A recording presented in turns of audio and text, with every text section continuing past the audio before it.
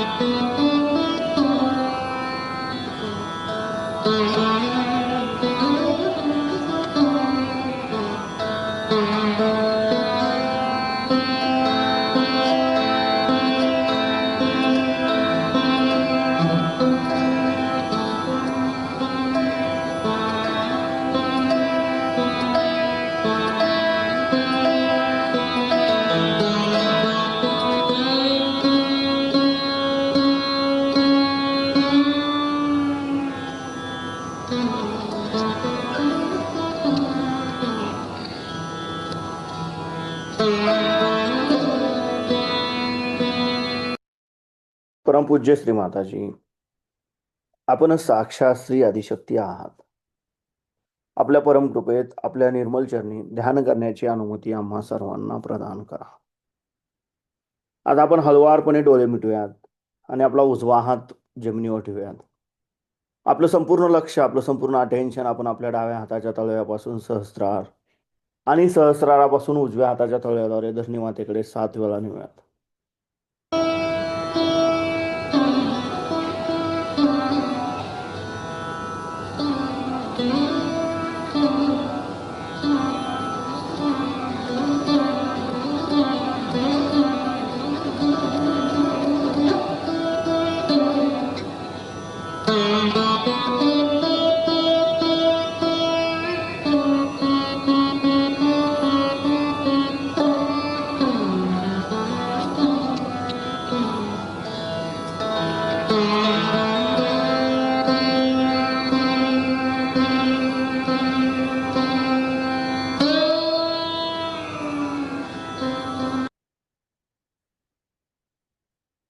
परमपूज्य श्री माताजी, आपल्या परमकृपेत कृपा करून आमची डावी बाजू संतुलनात आणा.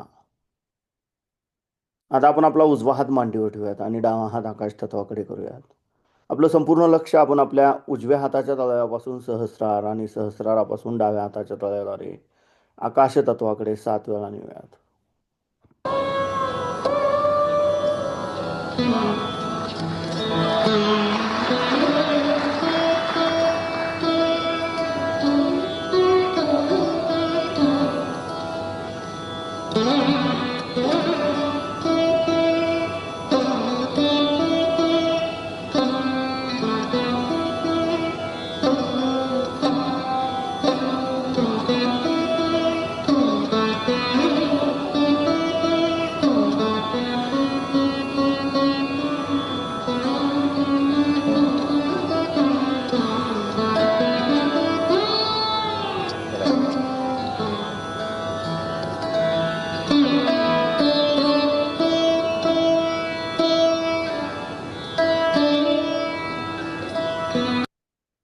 परमपूज्य श्री माताजी, आपल्या परमकृपेत कृपा करून आमची उजवी बाजू संतुलनात आणा.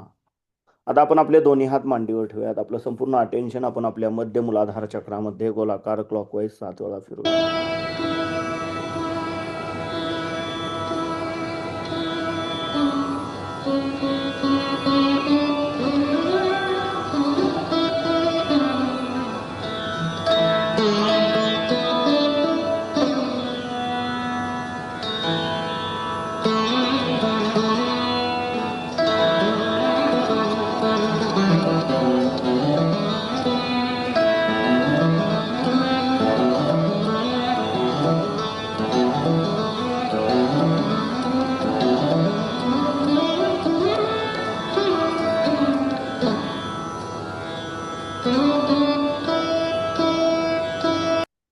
परमपूज्य श्री माताजी, आपणच साक्षात श्री निर्मल गणेश आहात.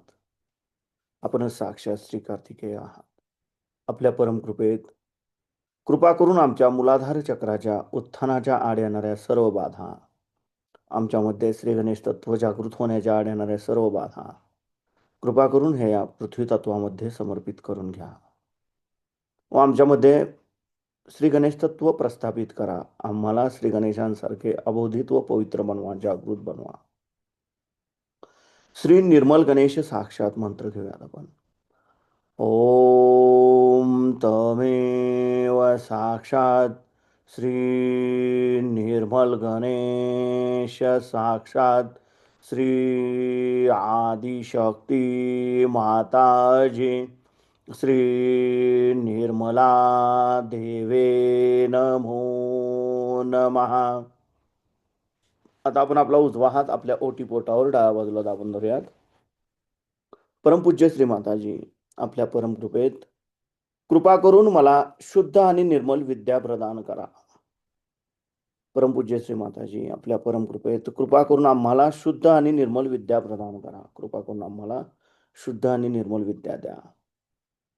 आता आपण आपला उजवा हात आपल्या मध्य नाभी चक्रावर ठेवूयात. परमपूज्य श्री माताजी, आपणच साक्षात श्री लक्ष्मीनारायण आहात. आपल्या परमकृपेत कृपा करून आमच्या नाभी चक्रावरील सर्व दोष, सर्व बाधा दूर करा व आमच्यामध्ये लक्ष्मी तत्व जागृत करा. आम्हाला समाधानी बनवा. आता आपण आपल्या उजव्या हाताचा तळवा आपल्या नाभीच्या भोवताली म्हणजे आपल्या भवसागरावर गोलाकार क्लॉकवाईज 7 वेळा फिरवूया.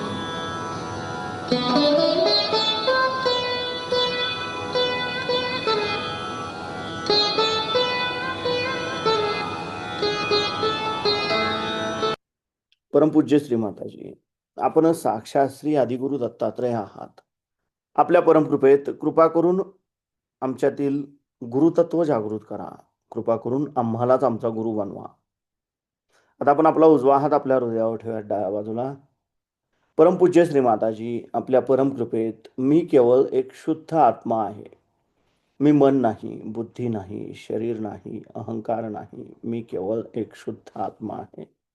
मी केवळ एक शुद्ध आत्मा आहे. कृपा करून आपण आमच्या हृदयामध्ये विराजमान व्हा. आता आपण आपला उजवा हात आपल्या मानेवर डाव्या बाजूला लावून धरूयात. परमपूज्य श्री माताजी, आपल्या परमकृपेत मी निर्दोष आहे. मी निर्दोष आहे. मी निर्दोष आहे. आता आपण आपला उजवा हात आपल्या आज्ञाचक्रावर दाबून धरूयात. इथे आपण 3 वेळा क्षम म्हणूयात. क्षम क्षम क्षम. इथे आपण श्री जिजस मेरी माता साक्षात मंत्र घेऊयात. ओम तमेव साक्षात श्री जीजस मेरी माता साक्षात श्री आदिशक्ती माताजी श्री निर्मला देवे नमो नमः. आता आपण आपल्या उजव्या हाताचा तळवा आपल्या सहस्रारावर घट्ट दाबून धरूयात आणि जागच्या जागी गोलाकार क्लॉकवाईज 7 वेळा फिरवूयात.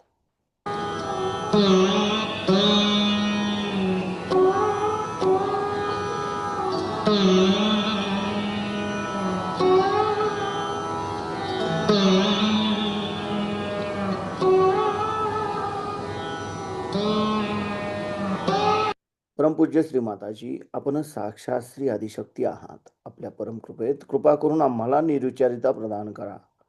कृपा करून आमच्याकडून ध्यान करून घ्या. आता आपण आपले दोन्ही हात मांडीवर ठेवूयात. आपलं संपूर्ण लक्ष आपल्या हातातून वाहणाऱ्या चैतन्य लहरींवर आणि आपल्या सहस्रारामध्ये केंद्रित करूयात. आणि ह्याच अवस्थेमध्ये आपण श्रीमातांची अमृतवाणी ऐकूयात.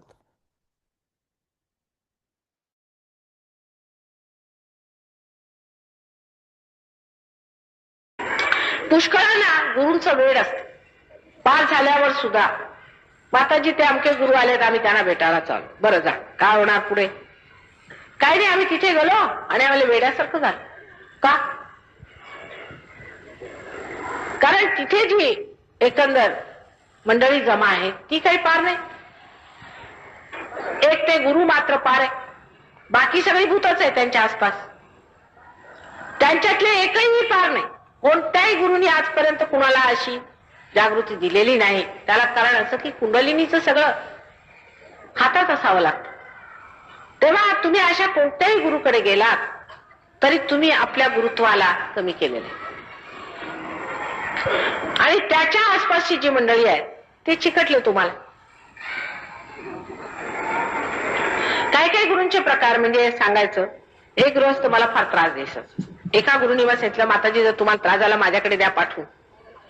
ते मला फार त्रास द्यायचे, उगीच येऊन काय काय बडबडायचं, हे ते उगीच नसतात, त्रास दिला फार ते. तर मी त्याला म्हटलं जा तुम्हाला त्या गुरुनी बोलवलं. तर त्यांना काय वाटलं, वा एवढं मोठं गुरु त्यांनी मला बोलवलं असं तसं म्हणून गेले. एका महिन्याने दोन्ही तंगड्या गळ्यात घालून लटकत लटकत माझ्याकडे, माझ्या डोळ्यात पाणी उभं राहिलं. म्हटलं झालं काय, एवढं काय बा? असं काही त्यांनी मला छळलं नव्हतं, पण त्याची स्थिती पाहून मी आश्चर्यचकित झाले. म्हणे आता त्या गुरूंच्याकडे मात्र पाठवू नका माताजी. म्हटलं झालं काय? म्हणे माझ्या आधी पाय ठीक करा. म्हटलं झालं काय ते तर सांगा. त्यांनी सांगितलं की मी जाऊन थोडस तुमच्याबद्दल जरा उलट बोललो. म्हटलं काय बोलला माझ्या विरुद्ध? मी हेच म्हटलं की बघा माताजी काही कामाच्या नाहीत, सगळ्यांना पार करत असतात, सगळ्यांना देत असतात, असं तसं मी बोललो. तो गुरु म्हणाले असं का? आता तुम्हाला माताजींचं समजायला लागलेलं दिसतंय, त्यांनी तुम्हाला पार केलं ना, त्याचं तुम्ही सांगा असं म्हणाले. आणि रात्री त्या वाघावर वगैरे काही होते, त्या वाघाने त्याला खाली ढकललं मला. तर म्हणे 12 फूट मी खाली पडलो, माझे दोन्ही पाय तुटले.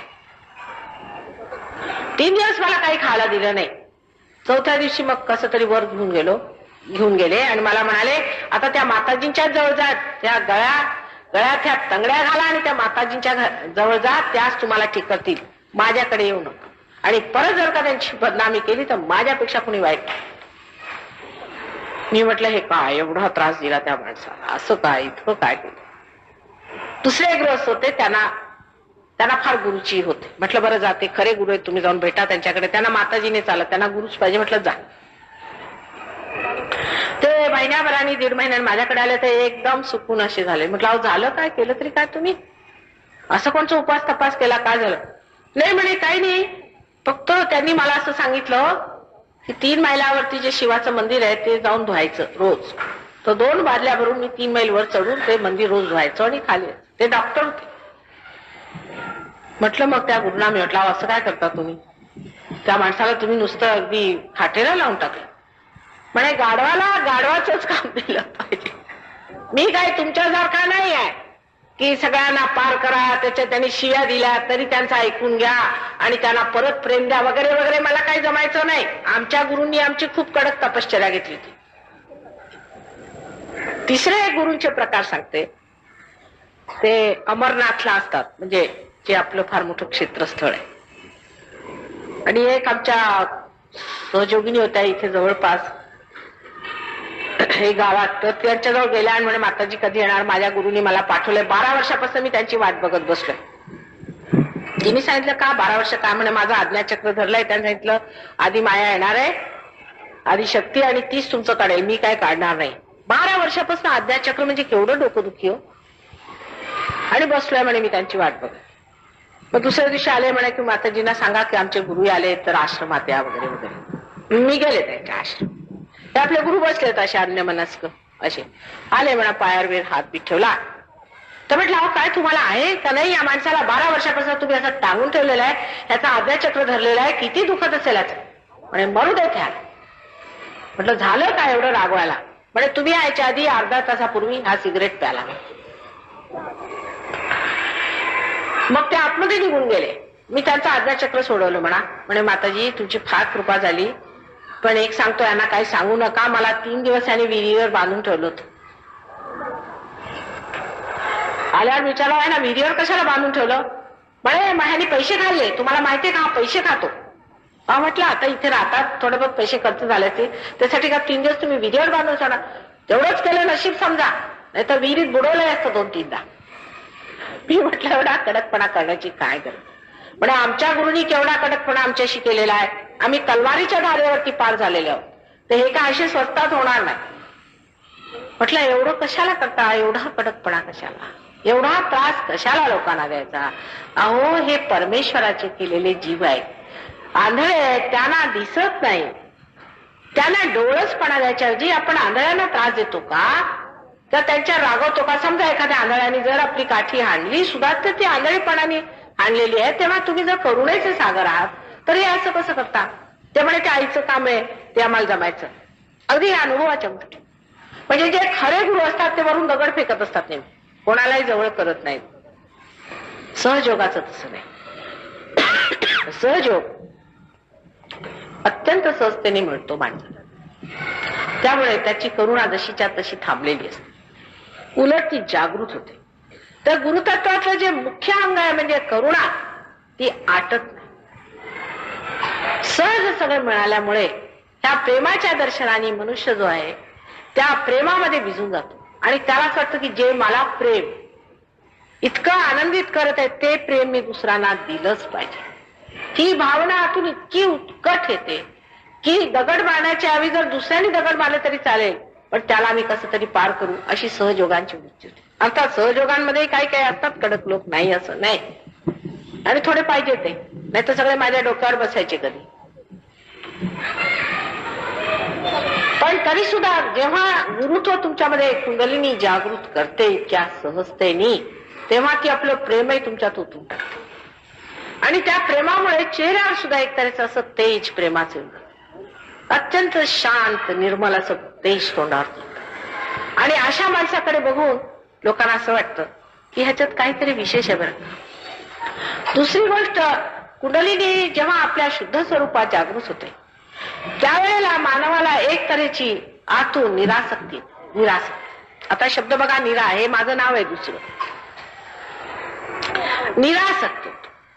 निरा म्हणजे एक आसक्ती लोक म्हणतात, एक आसक्ती शिवाय म्हणतात, पण निरासक्ती म्हणजे असं की दोन्ही नाही, मधोमध. तुम्ही नुसते उभे आहात, त्याच्याबद्दल तुम्ही काही प्रयत्न करत नाही, काही मेहनत करत नाही, वाटतच नाही काही चिकटल्यावर, सगळं सुटल्यासारखंच आहे. म्हणजे जर धरलंच नाही तर सोडणार काय, अशी जी प्रवृत्ती येते ती ह्या कुंडलिनी जागृतीने एखाद्या सहयोगामध्ये आली पाहिजे. आणि जर नाही आली तर सहयोग त्यांनी साधला नाही. सुरुवातीला असं होतं, सहयोगी आले, माताजी माझ्या आईचं डोकं फार दुखत होतं, तर तुम्ही येता का हॉस्पिटलमध्ये?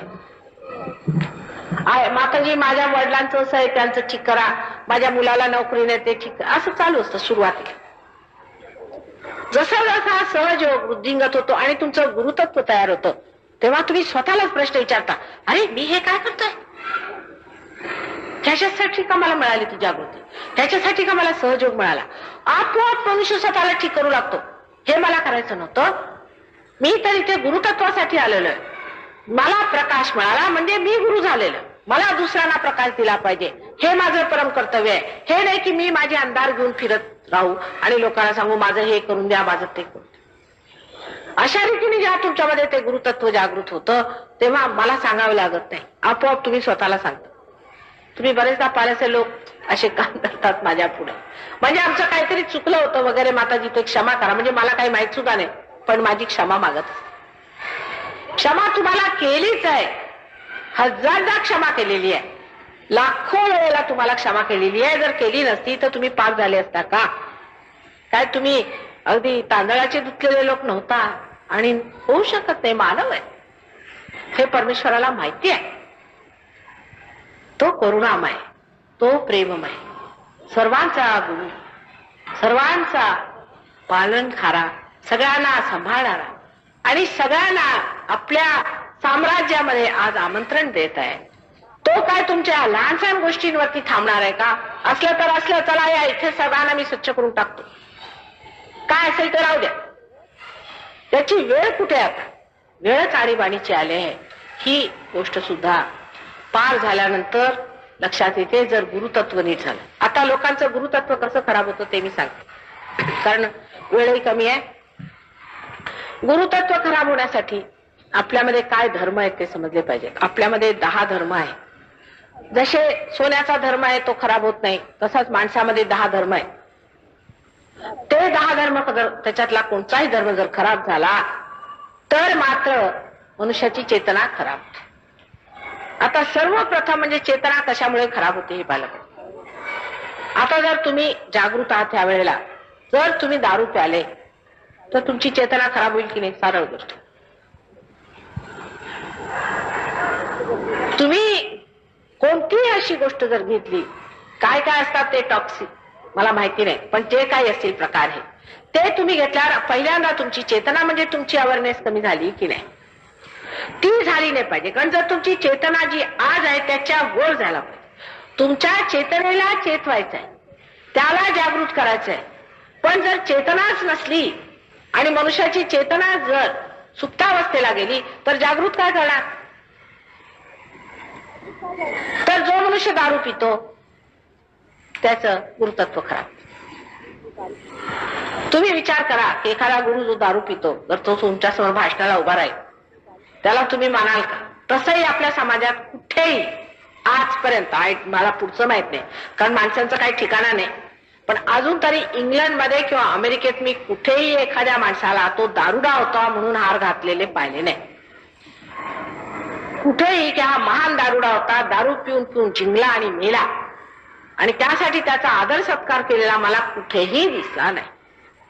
म्हणजे दारू ही वाईट गोष्ट आहे हे निर्विवाद. पण ते सोडा म्हटलं की मुळीच सुटणार नाही, हे मानवाचं असं आहे. तुम्ही सोडा म्हटलं की डबल करणार, म्हणून तसं काय म्हणायचं नाही.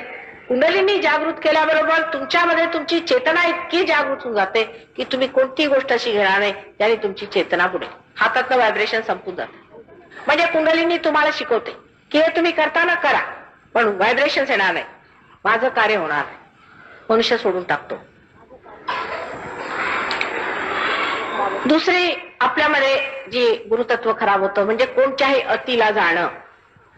आता आम्ही हिंदू आणि आम्ही मुसलमान आणि आम्ही ख्रिश्चन अमके ढमके असे जे लोक म्हणतात किंवा आम्हाला हे चालत नाही, आम्हाला ते चालत नाही, त्यांच्यात गुरुतत्व मुळीच असू शकतच नाही, कधीच असू शकत. कारण तुम्ही एक तर ह्या साईडला तरी फार येणार किंवा त्या साईडला, आणि जे संतुलन पाहिजे गुरुतत्वाला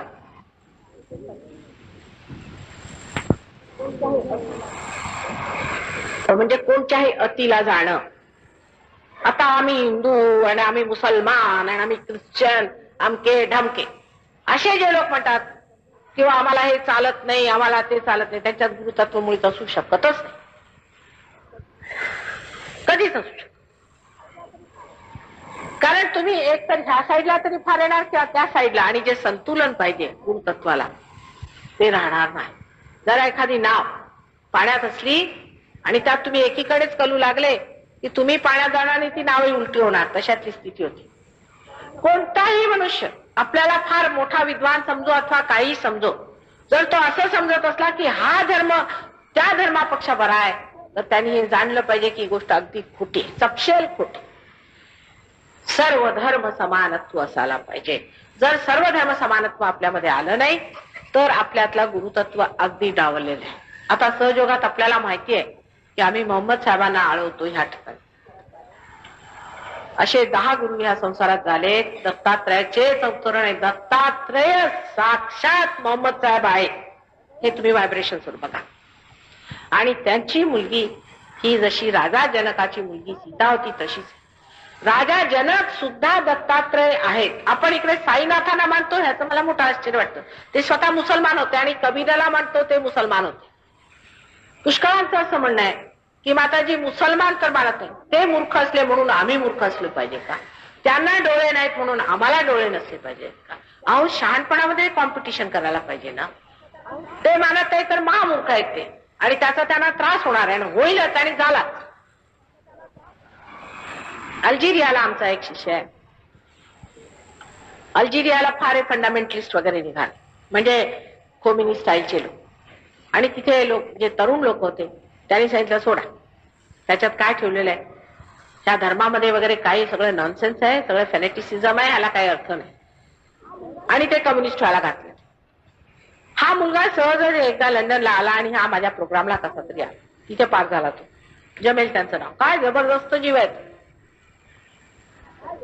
पास झाल्याबरोबर त्यांनी समजलं की हा परमेश्वर आहे मधोमध.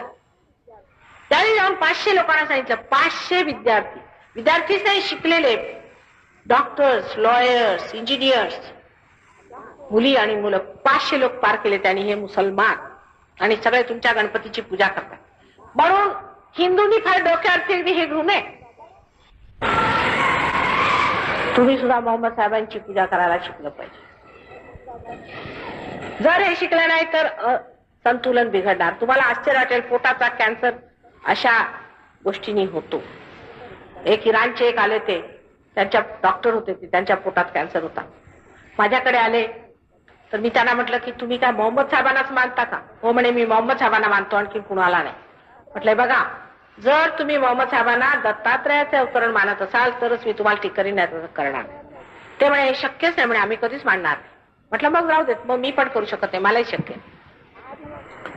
ते डॉक्टर 10 दिवस कॅन्सर म्हणजे चांगलं सगळ्यांना ठीक करून सोडतो. एक बरंच एक अर्थ आहे. ते आले माझ्याकडे परत 10 दिवसांनी. माताजी तुम्ही म्हणाल ते कबूल, मोहम्मद साहेब हे दत्तात्रय होते आणि दत्तात्रय मोहम्मद होते आणि तेच जनक होते आणि तेच नानक होते, हे मी मानायला तयार आहे. म्हटलं असं 10 म्हणा माझ्यासमोर बसून. कान धरून म्हटलं ते. आणि दत्तात्रयांना आता तुम्ही मानाल, त्यांचं पूजन कराल, हो. त्याच्यानंतर त्यांचा कॅन्सर ठीक झाला, आता आहे तिथे. आता म्हणा इराणला तुम्ही पत्र लिहू शकत नाही, तुम्ही तुम्हाला पत्ता दिला असता, पत्ता फोन करून त्यांना विचारू शकता. आता हे फार मोठे मोठे लोक असे निघालेले आहेत आपल्या देशामध्ये, जे आपल्याला शिकवत असतात हा धर्म ठीक नाही आहे, तो धर्म ठीक नाही आहे. आणि पुष्कळ लोकांशी माझे असेच विवाद होत शकतात. आता एका गृहस्थाने मला काल परवा असं सांगितलं की कुराणात असं लिहिलेलं आहे की असं मारलं पाहिजे आणि हे केलं पाहिजे. ते म्हटलं मुळीच लिहिलेलं नाही, तुम्ही कुराण वाचलेलं आहे. कुराण आणि शर्यत दोन्ही एक करून टाकलं मुसलमानांनी. मोहम्मद साहेब त्यांनी देवाची 1000 नावापैकी 500 नावं फक्त रहमत, रहीम म्हणजे करुणामय, करुणा कर असं त्याला म्हटलेलं आहे. ते काय सारखं मारायचं आणि हे लिहिणार आहे की नंतर शर्यत 500-600 वर्षानंतर लिहिली गेली. जसे आपल्याकडच्या तांत्रिकांनी सांगितलं की अश्वमेध यज्ञ सुद्धा हा म्हणजे काहीतरी घाणेरडा संबंध आहे शिवशक्तीचा वगैरे वगैरे असं लिहून ठेवलेलं आहे. दुसऱ्यांना हिंदू धर्माबद्दल हीच कल्पना आहे की शिवशक्ती म्हणजे काहीतरी घाणेरडा प्रकार, सगळं लैंगिक आहे असं त्यांना वाटतं. तेव्हा त्यांना समजावून सांगणं तसंच आहे जसं आपल्याला समजावून सांगणं आहे की कुराणात सुद्धा गोंधळ केलेला आहे, गीतेत सुद्धा गोंधळ करून ठेवलेला आहे लोकांनी. जन्मानुसार तुमची जात, हे फार मोठ्या गोंधळाची गोष्ट आहे. पण कसं मी सिद्ध करून दाखवते, होऊ शकत नाही. व्यासमुनी जातीचे कोण होते? ब्राह्मण होते का? जन्माला ब्राह्मणाच्या पोटी आले होते की कोळिणीच्या पोटी, आणि तेही बापाचा पत्ता नसताना, लग्न झालं नव्हतं त्याचं. ते व्यास मुनी काय असं लिहिणार आहे की जो ब्राह्मणाच्या पोटी जन्माला आला तोच ब्राह्मण आणि बाकीचे सगळे शूद्र?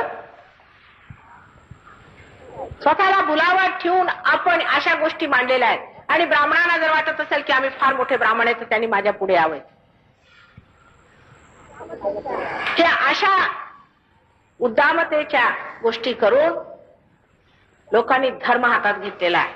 तो प्रत्येक धर्मामध्ये कुठे मुल्ला, कुठे काय, पाद्री लोक सगळेच्या सगळे एका माळेचे म्हणी. सहयोग ह्या लोकांना मानत नाही. हा, आम्ही मोहम्मद साहेबांना मानतो, कृष्णाला मानतो, सगळ्यांना मानतो, पण ह्या लोकांना आम्ही मानत नाही. कारण हे खोटेच नाही आहे, पण हे बिलंदर आहेत आणि भामटे. देवाच्या नावावर हे पैसे कमवत असतात, देवाच्या नावावर पैसा कमवणं हे पाप आहे. हा महा मोठं पाप आहे. आणि पराशक्ती माही है. हळुवारपणे डोळे उघडूयात, श्रीमाताजींच्या प्रतिमेकडे पाहून प्रणाम करूयात आणि बंधन घेऊयात.